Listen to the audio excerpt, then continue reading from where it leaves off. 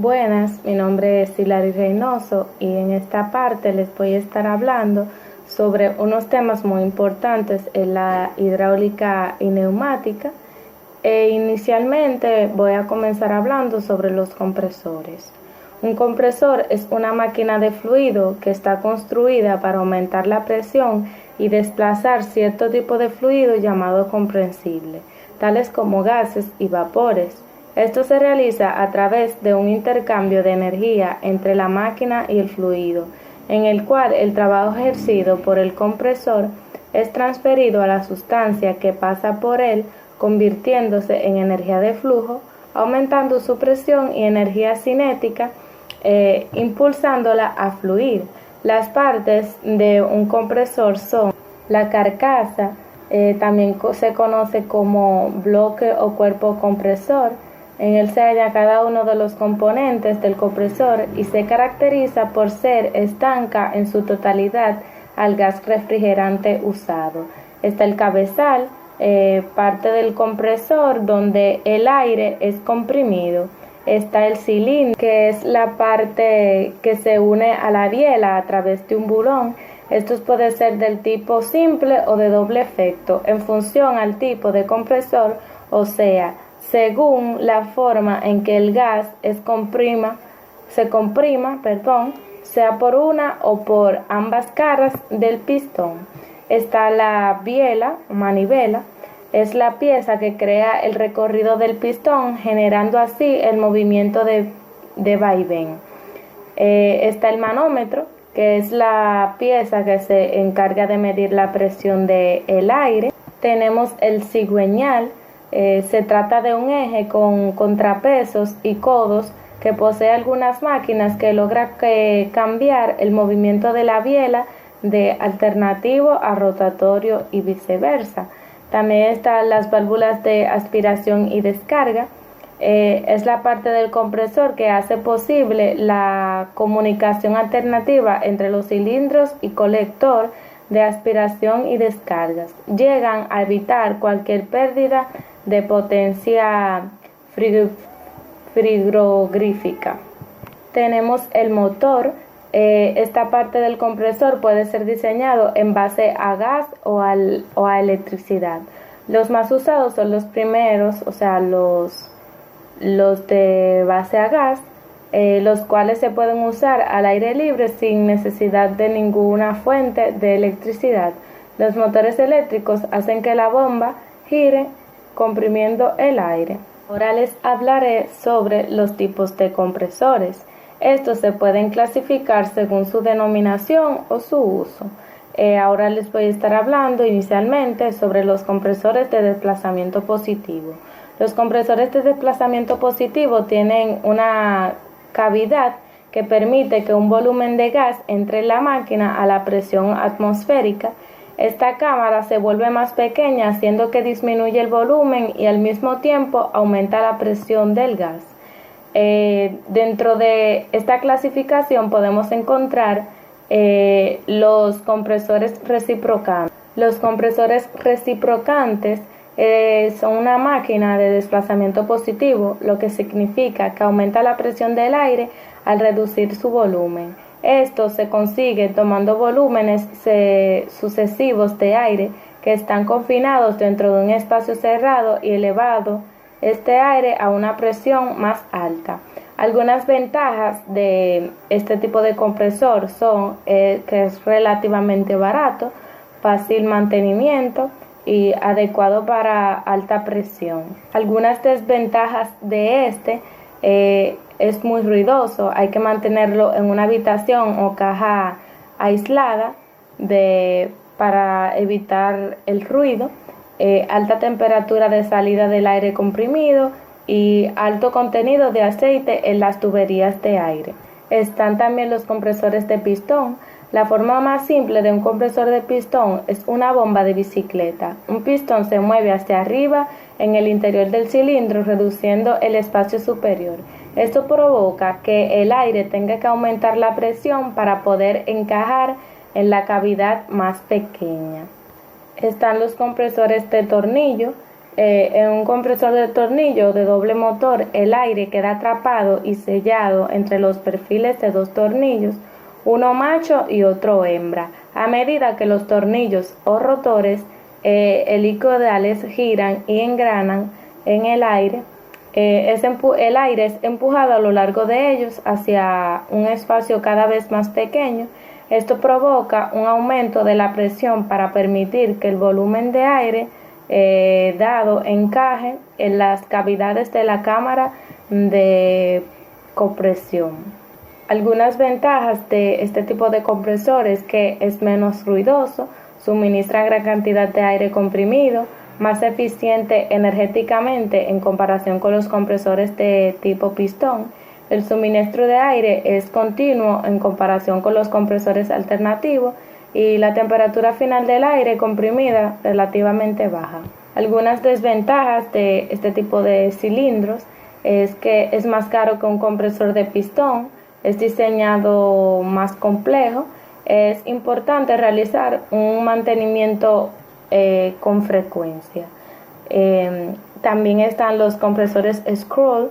Los compresores scroll son unos de los mejores compresores de tipo rotativo.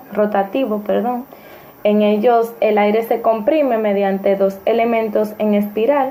Uno de los elementos es estacionario y el otro mueve en pequeños círculos excéntricos dentro de la espiral. El aire queda atrapado en el interior de la espiral de este elemento y se transporta en pequeñas bolsas de aire al centro de espiral. Algunas ventajas de este cilindro es que es muy silencioso, es de tamaño compacto, un diseño simple sin tantas piezas y no usan aceite y requieren poco mantenimiento. Sus desventajas es que la capacidad de salida de aire es baja, es relativamente caro y la temperatura del aire comprimido es demasiado alta. Tenemos también el compresor de paleta. El compresor de paletas es otro tipo de compresor rotativo. Tiene una carcasa fija en la que se coloca un disco de rotor rotativo que tiene ranuras que se usan para sujetar las paletas deslizantes. Cuando el rotor gira, el disco también gira, lo que permite que las paletas deslizantes se muevan, ya que la superficie interior de la carcasa es excéntrica. Tenemos también los compresores dinámicos. Dentro de esta clasificación podemos encontrar los compresores centrífugos. Un compresor centrífugo es un compresor de aire dinámico que depende de la transferencia de energía de un impulsor giratorio al aire. Un compresor centrífugo tiene un elemento giratorio simple montado en el eje que generalmente está conectado directamente al motor primario. El compresor está dividido en 4 partes: entrada, impulsor centrífugo y difusor colectivo. También tenemos en esta denominación los compresores axiales. Los compresores axiales son algo similares a los compresores centrífugos y también son compresores dinámicos. El compresor axial es un tipo de compresor que comprime continuamente el aire. Es un compresor rotativo basado en una superficie aerodinámica en el que el gas o el aire fluyen paralelos al eje de rotación. Dentro de los problemas principales que pueden presentar los cilindros, tenemos retorno de líquido. Sucede cuando se presenta un sobrecalentamiento del gas en la sección del compresor. Existen también problemas de lubricación. Son aquellas complicaciones que se vinculan con el desgaste excesivo que causa la falta de aceite lubricante en las áreas esenciales. Ahora estaré hablando sobre las válvulas. Una válvula se puede definir como un aparato mecánico con el cual se puede iniciar, detener o regular la circulación o paso de líquidos o gases mediante una pieza movible que abre, cierra o obstruye en forma parcial uno de los más orificios o conductos.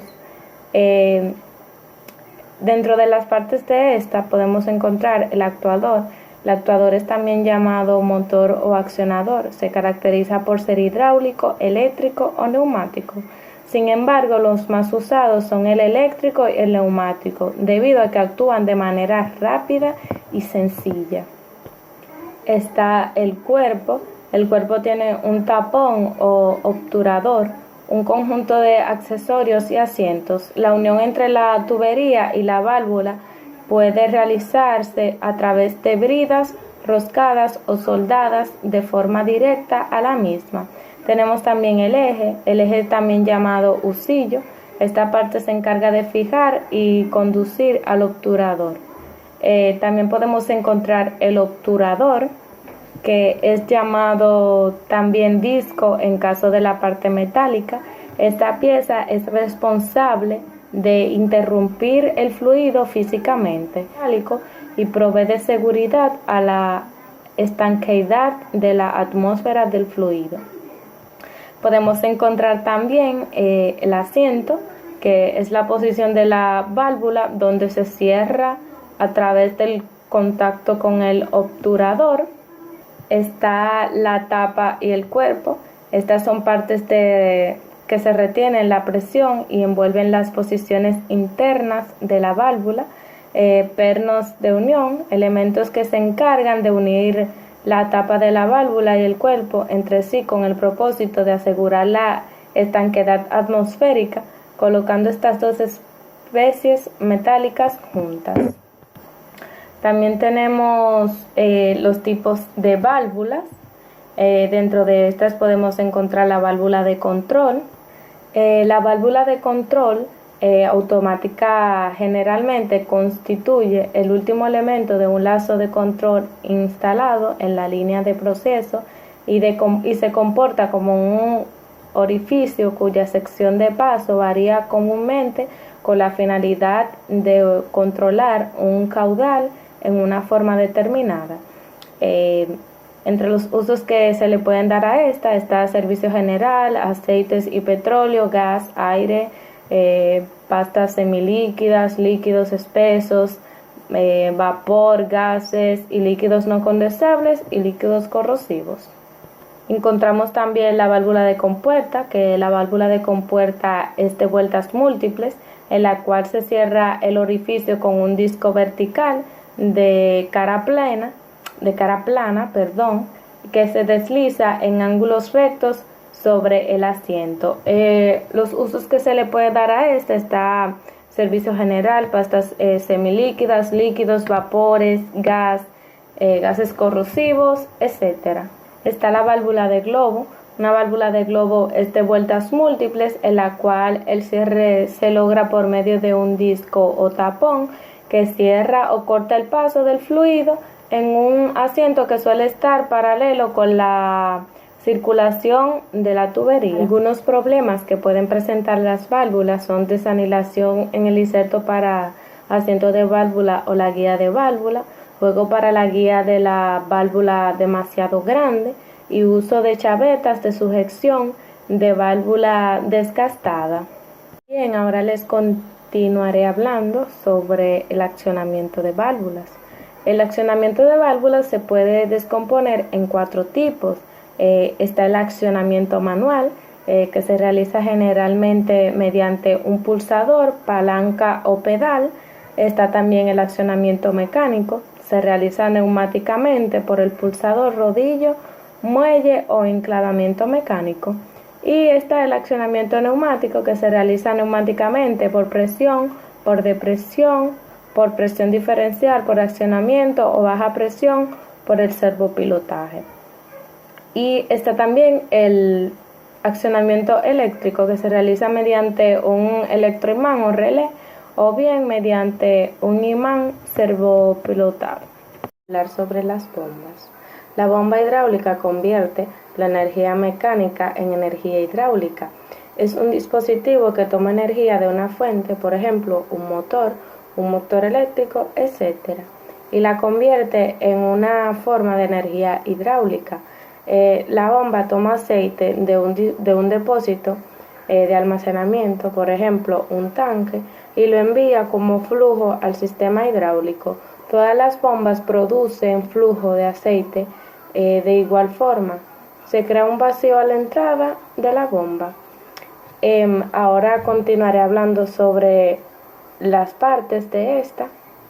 Por ejemplo, de una bomba de pistón, las partes son el resorte de centrado, el pistón, el cilindro, la placa de mando, placa de posicionamiento, el patín de apoyo, la placa inclinada, dispositivo, cubierta y resorte.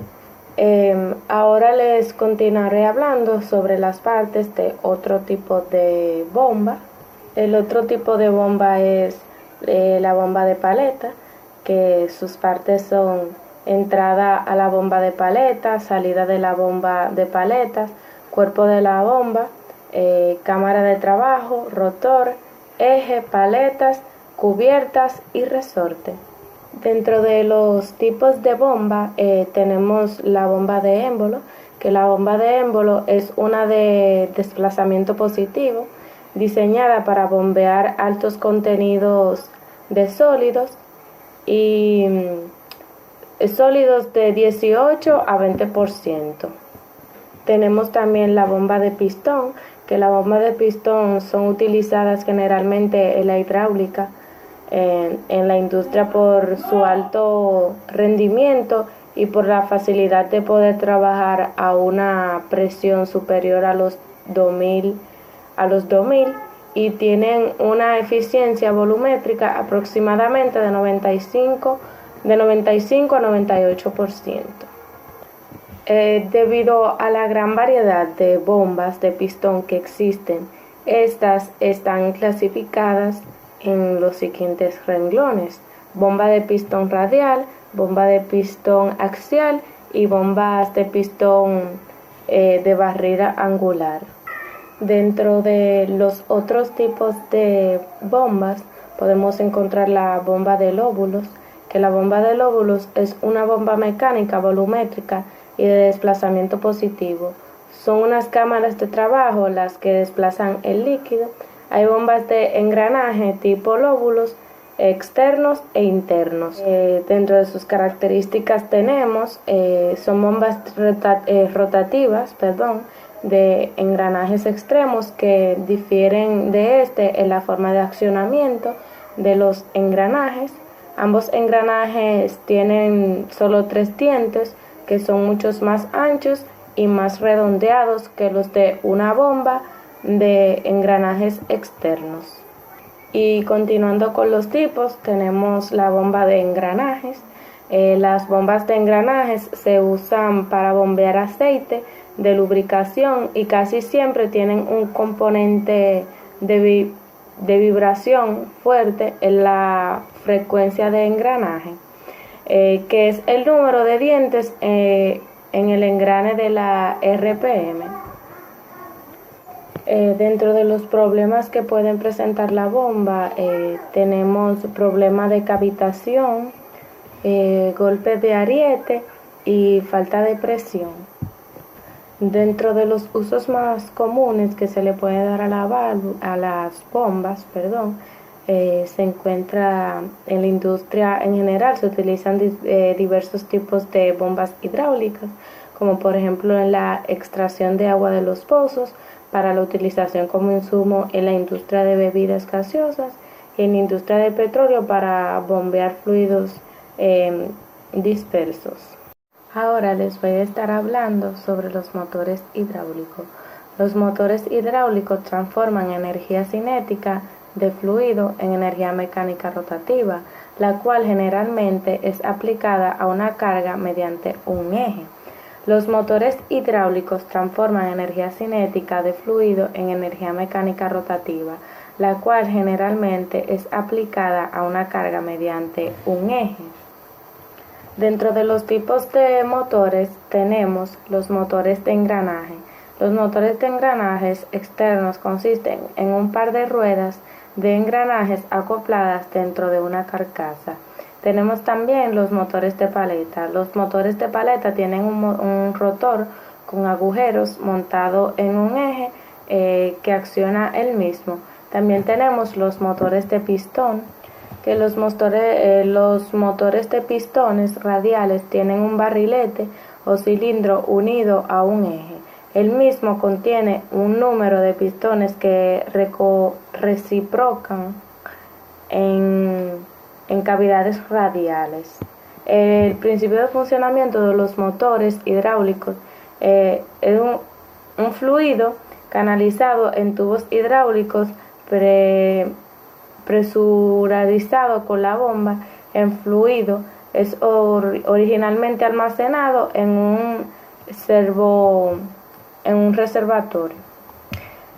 Un motor de combustión interna contribuye a la unidad de bomba hidráulica del fluido en los tubos, que es más adaptado para el motor hidráulico.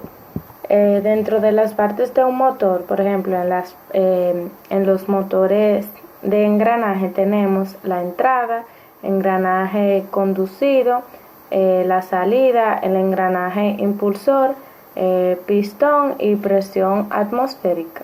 Las partes de un pistón de un motor de pistón son conexión externa, tapa, pistón, plato zapata, plato basculante, eje, hueco en barril y hueco en entrada.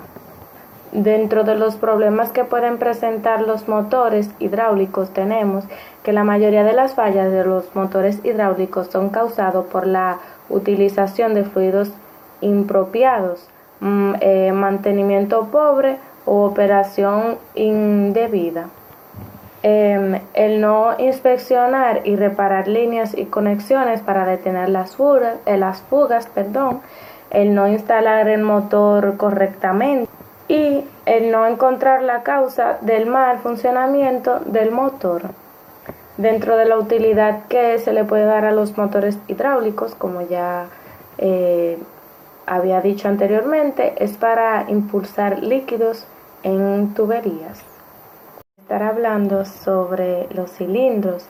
Los cilindros son mecanismos que constan de un cilindro dentro del cual se desplaza un émbolo o pistón y que transforma la presión de un líquido en energía mecánica. Son actuadores mecánicos que son usados para dar una fuerza a través de un recorrido lineal. Dentro de las partes de un cilindro tenemos el barril. Aquí es donde el aceite entra y sale de los cilindros hidráulicos. Tenemos también lo que son los sellos hidráulicos, que los sellos hidráulicos bloquean el paso del aceite de un lado a otro del pistón de los cilindros hidráulicos. Tenemos el vástago, que el vástago es una barra cromada que permite la transmisión de fuerza que se genera por la presión de entrada de aceite en los cilindros hidráulicos. Tenemos también el pistón, que el pistón o émbolo de los cilindros hidráulicos es empujado por el flujo de entrada o de salida dentro del barril, y ya que el vástago está soldado a él, cuando el pistón se mueve hacia cada uno de los lados del cilindro, el vástago se contrae o se extrae. Dentro de los tipos de cilindro tenemos el cilindro de simple efecto, cilindro de doble efecto, cilindro de buzo y el cilindro telescópico. Dentro de los problemas principales que pueden presentar los cilindros tenemos la instalación inadecuada, la descomposición química del material y falla de curvatura en el émbolo. Las aplicaciones que le podemos dar a los cilindros está amortiguadores, accionamiento para puertas pesadas y grúa. Ahora voy a hablar de simbología. Voy a iniciar con la simbología de la bomba. La simbología de la bomba está bomba hidráulica de flujo unidireccional, bomba hidráulica de caudal variable, bomba hidráulica de caudal bidireccional, bomba hidráulica de caudal bidireccional variable, mecanismo hidráulico con bomba y motor, compresor para aire comprimido, depósito hidráulico, depósito neumático. Ahora voy con la simbología de los cilindros. Cilindro de simple efecto, cilindro de simple efecto retorno por esfuerzo externo, cilindro de simple efecto retorno por muelle, cilindro de simple efecto carrera por resorte, muelle, retorno por presión de aire. Tenemos también cilindro de doble efecto vástago simple, cilindro de doble efecto vástago simple, cilindro de doble efecto vástago simple antigiro, cilindro de doble efecto vástago simple giro, cilindro de doble efecto doble vástago y cilindro de doble efecto doble vástago. Dentro de las válvulas tenemos válvulas de 2 vías y posiciones, válvula de 3 vías y 2 posiciones, válvula de 5 vías y 3 posiciones y válvula de 4 vías y 2 posiciones. Válvula 2.2 con activación manual por mando con bloqueo y retorno mecánico de muelle, y válvula 3.2 con activación por presión y retorno mecánico por muelle. Ahora tenemos el accionamiento de válvulas. Tenemos el mando manual general pulsador, botón pulsador, Z, control manual, modo por placa, control manual, mando por pedal, control manual, y mando por llave, control manual. Mando con bloqueo, control manual, muelle, control mecánico, palpador, control mecánico en general. Y tenemos también pilotaje hidráulico con válvula de pilotaje y pilotaje hidráulico con válvula de pilotaje. Bien, ahora yo voy a estar hablando sobre mangueras. Las mangueras en general son tubos flexibles empleados para transferir o llevar líquidos, fluidos de un lugar a otro. Están diseñadas y construida bajo normas de seguridad y cumpliendo ciertos requisitos como son seguridad, flexibilidad, desempeño, resistencia y durabilidad. Las mangueras hidráulicas pueden ser clasificadas, se puede decir, o sus tipos. Mangueras hidráulicas de baja presión, usadas en trabajos con presión menores de los 300 psi. Tenemos también mangueras hidráulicas de mediana presión, utilizadas para el transporte de aceite, mineral, hidráulicos y emulsiones de agua y aceite. Tenemos también mangueras hidráulicas de alta presión, empleadas para aplicaciones que requieran presiones de trabajo elevadas, por ejemplo, en máquinas, equipos fuera de carretera, líneas amarillas y de lavado a presión. Y tenemos también mangueras hidráulicas de muy alta y extrema presión, son las más robustas y pueden trabajar a 5.000 o 6.000 psi.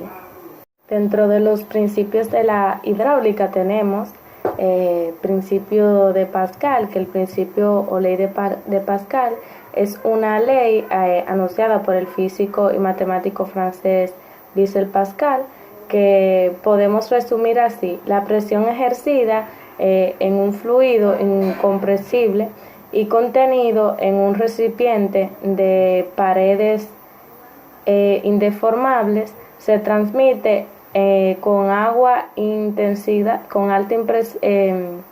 igual intensidad por todos los puntos del fluido. La presión ejercida sobre un fluido poco compresible y el equilibrio dentro de un recipiente de paredes indeformables se transmite con igual intensidad en todas las direcciones y en todos los puntos del fluido. También tenemos el principio de Arquímedes, que el principio de Arquímedes es también conocido como la ley física de la flotabilidad. Fue descubierto por el antiguo matemático e inventor griego Arquímedes, quien afirmó que cualquier cuerpo total o parcialmente sumergido en un fluido, ya fue gas o líquido, pero que tuviera en reposo, es actuado por una fuerza ascendente o flotante, de la magnitud de las cuales es igual al peso del fluido desplazado por el cuerpo. De esta forma, el volumen de fluido desplazado es equivalente al volumen de un objeto sumergido en un fluido. Y por último tenemos el principio de Bernoulli, que en todo fluido ideal, sin viscosidad ni rozamiento, incompresible en un régimen laminar de circulación por un conducto cerrado. La energía que posee el fluido permanece constante a lo largo de todo su recorrido. Bernoulli dedujo que aumenta la velocidad del fluido cuando la presión disminuye, y es aplicable a los flujos cuando los efectos de los procesos son pequeños y pueden despreciarse.